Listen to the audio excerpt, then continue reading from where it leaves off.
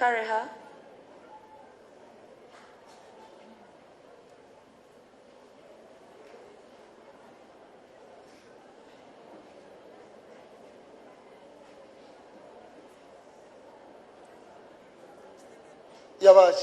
What happened? Musumba omwana oyo amaze weeks 2 ng'olubuto. Lwaki omwagumyuse kiki? Why is her lip? Amaze ebbanga ki? Amaze weeks 2 n'ebigeze. Wangi? Amaze weeks 2 ng'olubuto lumuluma Musumba. Nga lumuluma. Essebe. Kiki abasawo balaba ki? What are the doctors saying? Musumba bwe mutwala mu ddwaliro tebalina kye balaba. Tebalina kye balaba. Ye Musumba. Yani amannya ge? What's her name? Ye Najjemba Oliver. Okwogera ayogera. Does she speak? Ayogera Musumba.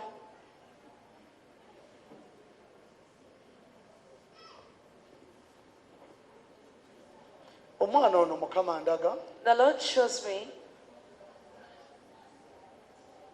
kitaawe the father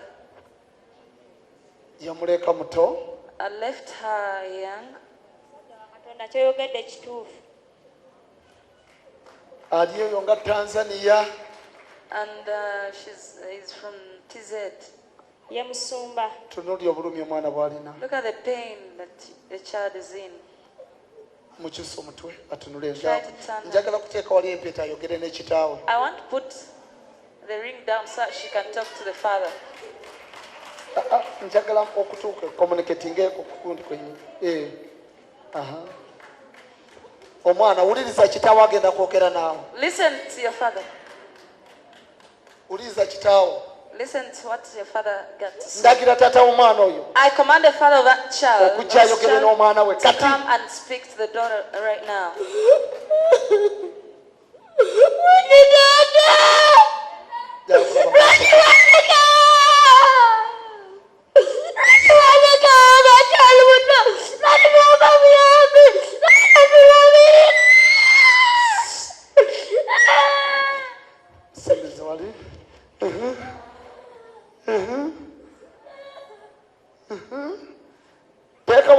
Tata wacha kubuulira. Your father is still talking to you. Atiddewo. She's scared. Atiddewo.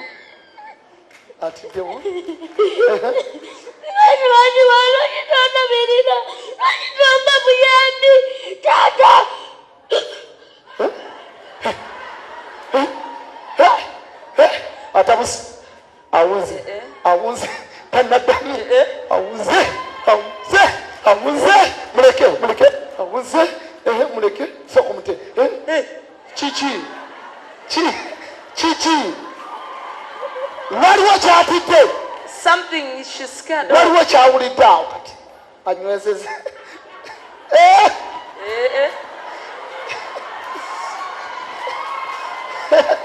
Waliwo kyawulidde awo kati. Mumukwatire wali. Mumiyimirize mpola. Mumiyimirize. Owulidde?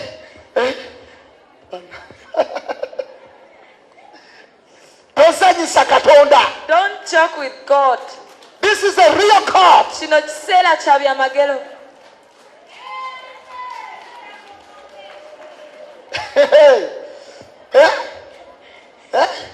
Musumba. Wangi. Owuli akugambye eki taata?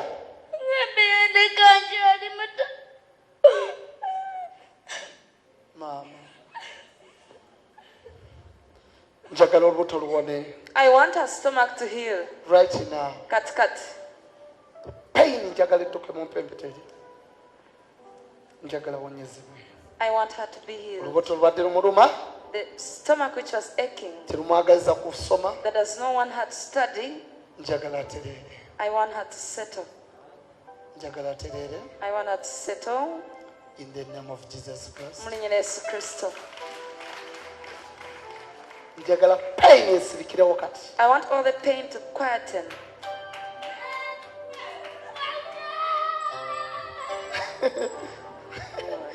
Akyalina communication wali ne kitaawe. Ekyamutawaanya.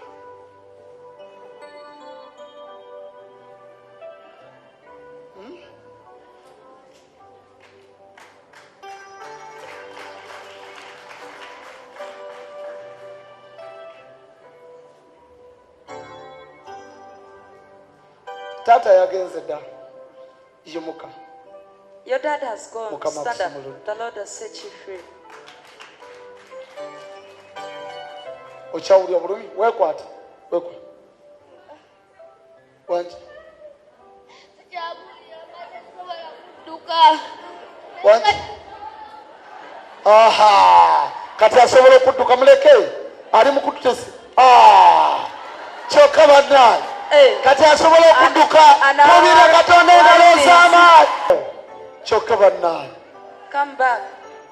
bambi ebambi